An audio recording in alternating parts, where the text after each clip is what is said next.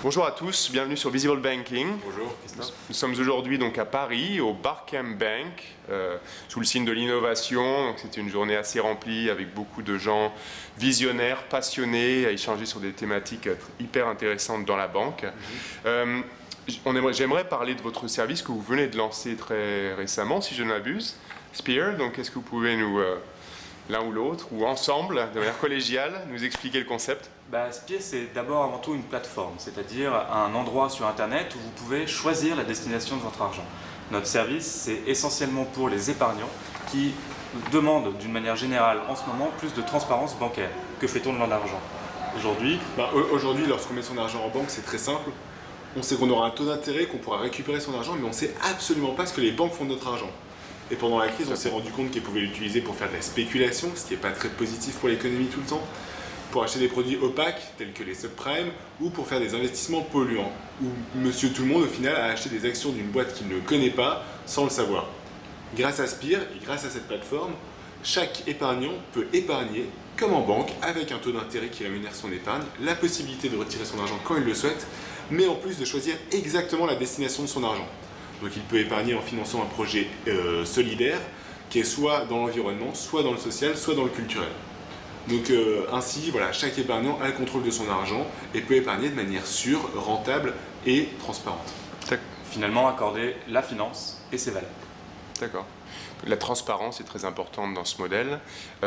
Expliquez donc s'il vous plaît, c'est une plateforme, donc les banques peuvent potentiellement utiliser cette plateforme et vous tissez des partenariats avec l'industrie bancaire en France. C'est votre objectif? La réglementation est très complexe, c'est un secteur qui est très réglementé et nous on n'est pas là pour lutter contre les banques, on veut travailler avec les banques. Les banques fournissent un service qui est le crédit, pour la banque de détail.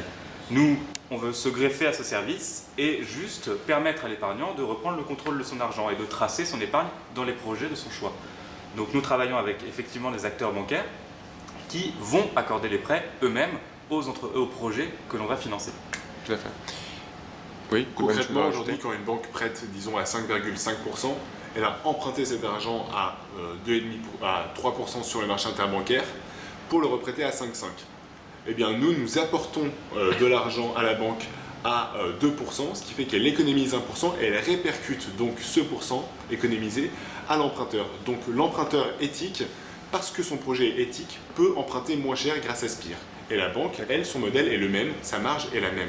Elle porte le risque du projet, donc ce n'est pas Spear ni l'épargnant qui porte le risque. La banque a une marge figée et c'est elle qui analyse donc le risque. D'accord. On est vraiment dans une démarche, excuse-moi de t'interrompre, mais économique, c'est-à-dire valoriser le positif, valoriser ce qu'on ne voit pas.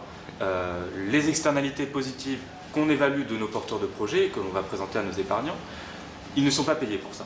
Ils fournissent un service de dépollution, d'insertion, positif à la société et ils n'ont aucune incitation économique à le faire. Nous, c'est ce qu'on souhaite leur fournir, c'est-à-dire, puisque vous avez une activité positive, vous empruntez moins cher. Logique. Très bien, c'est bien dit. Qu'est-ce qui empêche une banque de le faire aujourd'hui, donc, avec ses clients, en sélectionnant des partenaires et des projets et matcher les deux? Un peu ce que fait une banque en Espagne, donc, qui avait commencé à faire ça il y a quelques temps. Exactement. Que pour leurs clients et que pour des projets validés en interne par la banque. Alors aujourd'hui, Caja Navarra en Espagne le fait et par exemple aux États-Unis, en Angleterre, on a Cooperative Bank qui propose à chaque épargnant de choisir exactement la destination de son argent. Tout à fait. Eh bien en France simplement, ce n'existe pas. Ça pourrait exister et ça n'existe pas. Et nous ce qu'on fait, c'est qu'on permet aux banques d'avoir un produit clé en main pour le faire. On est d'accord, c'est le même modèle gros dans l'absolu, ça s'apparente à ces projets qui existent dans d'autres pays. Vous apportez la plateforme en fait et la possibilité à n'importe quelle banque en France de faire la même chose. Sauf qu'on lui apporte aussi une marque et une notoriété, c'est-à-dire qu'aujourd'hui, une banque ne peut pas changer son image de tout au tout. Et malheureusement, certaines banques ont une lacune de confiance immense. Elles ne peuvent pas d'un coup basculer vers l'éthique. Ainsi, ça serait... Au risque d'être même perçu comme, comment dire, exactement, ou ça c'est clair, voilà. Opportuniste. Et la défiance qui existe envers le système bancaire aujourd'hui, elle a sa part de légitimité, donc elle a des fondements et on ne peut pas changer d'image du tout au tout malheureusement. D'accord. Il y a plusieurs volets importants. Il y a les partenariats avec les banques, évidemment, trouver des clients via ces banques et trouver les projets. Comment vous comptez donc identifier ces projets Alors, on a effectivement des partenaires bancaires, mais il y a beaucoup de fédérations. C'est ce qu'on appelle l'économie sociale et solidaire, ou l'économie positive en tout cas pour la société. Finalement, il y a un réseau, il y a des fédérations, il y a des groupes d'influence qui se créent dans ces secteurs. Et donc, on est en contact avec ces groupes. Alors, je pense à des fédérations d'entreprises d'insertion, à des France Active par exemple, qui effectivement financent des entreprises responsables. Et donc tous ces groupes-là nous permettent de effectivement sourcer ces projets responsables et de nous faire connaître en tant que financeurs alternatifs finalement auprès de ces porteurs de projets. J'imagine que certaines banques auront des préférences justement quant à l'investissement dans des projets spécifiques ou vous donnerez la possibilité à des partenaires banquiers de choisir potentiellement des groupes d'associations caritatives ou des projets par thématique. C'est prévu ou c'est possible potentiellement? Quand nous, le partenariat avec la banque, on lui explique que voilà, nous, on va te ramener un certain nombre de projets auxquels tu pourras prêter de l'argent, donc c'est pas de l'investissement de la part de la banque, c'est un prêt.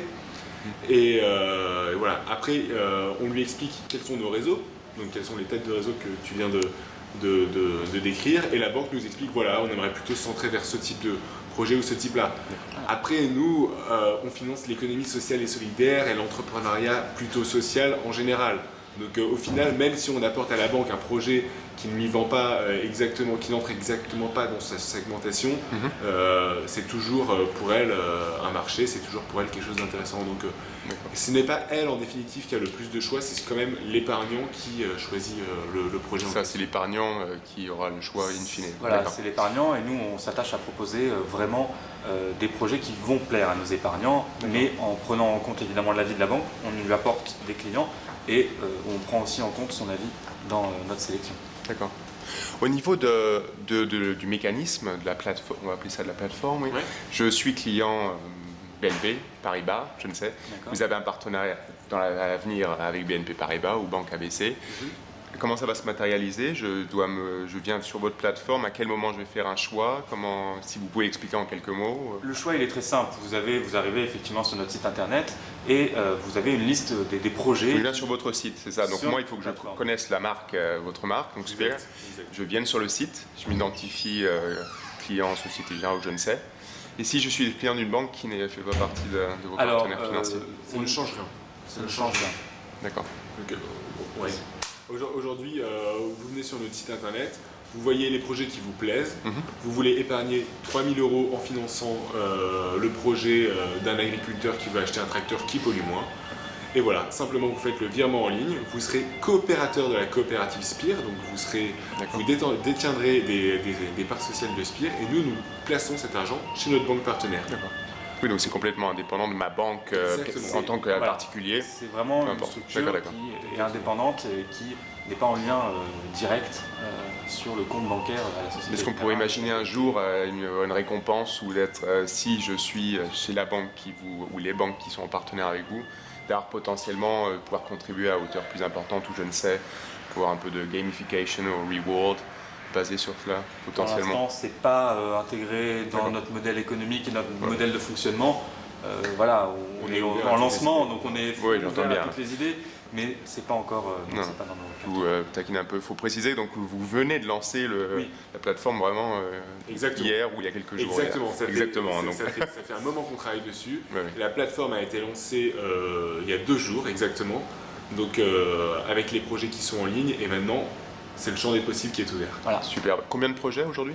Actuellement, il y en a 2. Donc, une entreprise d'insertion qui fait de l'écopropreté, c'est-à-dire, alors on appelle ça du ménage propre, mais c'est du ménage avec des produits biologiques, donc respectueux de l'environnement, sans solvant, etc.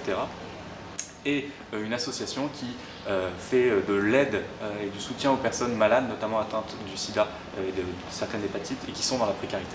D'accord. Voilà. Et pour un total de à peu près 200 000 € à emprunter. Toutes les associations caritatives ou partenaires seront en France? Basées en France et nécessairement ou comment? Le principe c'est qu'on les rencontre.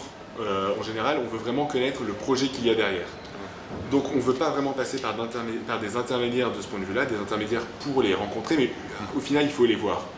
Donc pourquoi pas une association française qui va faire de l'humanitaire à l'étranger, mais on veut en tous les cas voir les entreprises et les associations et avoir un contact avec elles pour assurer un bon choix pour les épargnants. Le procédé de qualification est important, donc de s'assurer de la qualité, évidemment de l'éthique de ces compagnies, de ces sociétés. Est-ce qu'on pourrait imaginer dans le futur, je me projette encore, désolé, défaut professionnel, que vous donniez justement, que vous demandiez à vos utilisateurs les associations qui les intéressent, éthiques et qui correspondraient à votre profil d'association partenaire, et vous fassiez un peu du crowdsourcing du côté partenaire caritatif, et vous voyez ce que je veux dire? Je suis utilisateur, j'adore ce que vous faites, je connais une association caritative intéressante qui correspond à vos critères et votre charte, et je vous mets en contact, ou je vous incite à les approcher. Et on n'attend rien pour le faire, c'est déjà le cas aujourd'hui. On a aujourd'hui des coopérateurs, des personnes qui épargnent par Spire, qui nous disent c'est super, je connais une entreprise qui a besoin d'emprunter de l'argent pour son projet social, ça passe par vous. Notre système, c'est vraiment d'être un système humain où le dialogue est complètement possible et ouvert. C'est pour ça d'ailleurs qu'on a choisi le modèle de la coopérative qui est basé sur, c'est un système extrêmement démocratique, quel que soit le montant de part que vous avez une voix. Et ça laisse vraiment la place à la parole, et donc vous êtes capable de vous intégrer complètement dans la gouvernance de l'entreprise, dans les choix de l'entreprise, et vous exprimer votre avis en tant que client et coopérateur. Oui, non, super, excellent. Vous avez parlé de prêt, c'est un prêt en final, le peer-to-peer, qui existe depuis, peer-to-peer lending, social lending, qui existe depuis quelques années déjà, les Prosper, Zopa, Kiva dans l'humanitaire, ainsi de suite. Y a-t-il une vraie différence entre les deux concepts? Il y a une vraie différence, c'est-à-dire qu'effectivement le peer-to-peer lending c'est du prêt de particulier à particulier. Et donc il y a la notion de risque qui est supportée par, c'est pas un épargnant, c'est un investisseur. Nous, on s'est effectivement intéressé au marché du peer-to-peer lending, notamment côté US, et on a essayé de transposer ce modèle en France. En France, effectivement, il y a la notion de risque, et on en prend beaucoup moins en France qu'aux États-Unis. Et donc, on a supprimé cette notion de risque en passant par un intermédiaire bancaire. On externalise finalement le risque auprès de la banque. D'accord. Oui.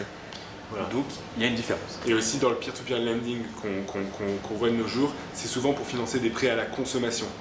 Donc voilà. Et or aujourd'hui, on ne veut pas pousser à ce surendettement qu'on rencontre de plus en plus dans nos sociétés, et on préfère l'emprunt responsable éthiques ou des projets éthiques. Et souvent des investissements qui eux-mêmes sont productifs, alors qu'un prêt à la consommation, acheter une grande télévision, c'est pas exactement pareil. Ça ne génère pas un revenu pour la personne qui l'achète. J'entends bien, tout à fait. Est-ce que vous diriez quand même que le peer-to-peer a aidé à favoriser l'adoption d'un service tel que Spire aujourd'hui, sensibiliser les gens à cette approche différente, innovante? Il y a l'approche exactement, et une certaine accroche pour les gens sur la destination de leur argent. Ils veulent s'impliquer. C'est vraiment rétablir un certain affectio societatis avec l'argent. C'est-à-dire, je reprends le contrôle et le pouvoir de mon argent. Mon argent, la monnaie n'est pas neutre. On dit souvent l'argent n'a pas d'odeur. On ne pense pas cela chez Spire, et on veut que les personnes prennent conscience de la destination et de l'impact de leur argent. Voilà. Épargner, c'est pas un acte neutre. C'est vrai que dans nos sources de réflexion, le peer-to-peer lending y était, et sans cela, je ne sais pas si Spire existerait, même si nous ne sommes pas une simple plateforme de peer-to-peer lending. D'accord. Oui, ça a sensibilisé un petit peu, ou en tout cas ça crée du précédent, et ça a validé un petit peu cette approche innovante. Oui. Très bien, écoutez, juste deux questions maintenant. Au niveau des objectifs, on sait que c'est important, sans parler peut-être de ROI, mais quels sont vos objectifs en 2012? C'est de marque, peut-être awareness, donc les gens s'approprient ou connaissent la marque. C'est un nombre peut-être de partenaires, un nombre évidemment d'emprunts effectués via la plateforme. Est-ce que vous pouvez nous donner une idée en tout cas des objectifs que vous avez fixés? Alors le premier objectif, je pense, c'est un objectif de marque en effet et de notoriété. C'est-à-dire, il faut éduquer à l'épargne responsable, expliquer aux gens que quand on épargne en banque, ce n'est pas faire un geste neutre, ce n'est pas mettre de l'argent dans un coffre-fort, c'est aider à l'investissement ou à un prêt à une structure qui va utiliser votre argent. Donc cela, on le fait à travers plusieurs événements, et participer au Bark & Bank comme aujourd'hui, si tu veux, c'est justement... Montrons le superbe t-shirt, voilà, exactement. Donc, le cochon. Ça permet justement d'évangéliser sur cette idée. Et donc on veut vraiment que Spire soit là pour faire avancer cela, et donc on intervient dans différents types de conférences à ces questions-là. Et en termes d'objectifs, il y a aussi, sur l'image de marque, l'obtention de certains labels. On connaît le label Finansol, voilà, essayer vraiment de s'imposer et de construire la marque autour de ce qui existe déjà, typiquement certains labels, certains acteurs et certains partenaires. Donc vous faites du lobbying aussi, et de l'éducation, et donc pour parler chiffres, Voilà. On vise pour la première année, donc qui démarre maintenant, un encours d'environ 1 million d'épargne, 1 million d'euros d'épargne sur 2012. Donc 1 million d'euros collectés et 1 million d'euros prêtés. D'accord. Okay. Écoutez, merci pour partager ça sur Visible Banking. La dernière question qui m'est chère, les médias sociaux, on en touche un petit peu. Bien sûr. Dans vos objectifs de marque, donc de notoriété, j'imagine que vos budgets marketing ne sont pas forcément comptés à plusieurs millions d'euros, j'en doute.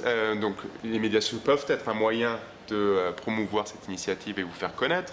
Vous êtes sur Facebook déjà, je crois, avec 400, 500 likes, donc ça commence un petit peu. Exactement. Twitter, je ne suis pas sûr d'ailleurs, j'ai pas réussi, je crois, à vous trouver où un petit peu. Quels sont vos projets? Est-ce que vous comptez utiliser les médias sociaux pour vous faire connaître et faire connaître la plateforme? Les médias sociaux ont un rôle pour nous qui est vraiment important parce qu'on ne peut pas évangéliser, convaincre et diffuser des idées sans les utiliser aujourd'hui. Donc voilà. Voilà, et puis après, les médias sociaux, effectivement, c'est un moyen de se faire connaître et de susciter l'intérêt. Voilà, c'est vraiment avoir de l'audience, parce qu'épargner, ça reste un acte très fort. Et pour continuer la démarche et le processus dans notre donc épargner chez nous, il faut connaître plus. Rien ne remplace le contact humain, c'est pour ça qu'on a des conférences et qu'on essaye d'être le plus présent humainement. Bon, on n'a pas un don d'ubiquité mais fort, donc on ne peut pas être présent partout. Mais ces médias sociaux nous permettent effectivement de diffuser et d'avoir, ce qui est très important notamment dans l'acte, c'est la recommandation auprès de proches, et donc se faire connaître et se diffuser par le bouche à oreille, c'est vraiment quelque chose qu'on va utiliser et qu'on utilise grâce aux médias sociaux. Ce qui est très intéressant dans les médias sociaux, c'est que ça joue au final beaucoup sur la confiance. C'est-à-dire qu'on ne like pas une page si on n'a pas confiance, si on ne retrouve pas les mêmes valeurs à l'intérieur. Et donc nous, on pense vraiment que ça peut être très intéressant parce que justement, nous, on parle vraiment de valeurs, on veut toucher les gens au cœur grâce à des projets. Et donc typiquement Facebook, pour nous, c'est quelque chose de très intéressant parce que on veut pouvoir justement échanger sur les valeurs avec les gens et donc d'un côté passer des messages, mais d'un autre en avoir avec eux. Avoir des informations grâce à ces personnes qui sont sur notre page Facebook. Oui, le dialogue est très important et au centre de tout ce que vous faites, si je comprends bien. Tout à fait. C'est vis-à-vis, notre interface est déjà un réseau social puisqu'on permet effectivement aux épargnants d'avoir des informations sur les projets qu'ils financent, de poser des questions, de suivre les projets qu'ils vont financer. Et c'est vraiment l'outil pour la coopérative, avoir un réseau social vraiment pour faire participer les gens. Voilà. Facebook étant certainement un des centres ou des piliers donc, de cette stratégie médias sociale. C'est le leader aujourd'hui. Tout le monde est sur Facebook, tout simplement. Tout à fait. Écoutez, merci beaucoup. Merci à toi. Je souhaite que du bon pour 2012 et qu'on fasse une autre interview en fin d'année pour nous assurer que vous ayez explosé les objectifs initiaux. Voilà. On en est sûr. Exactement. Merci beaucoup. Merci Christophe. Merci. Merci Christophe. Merci.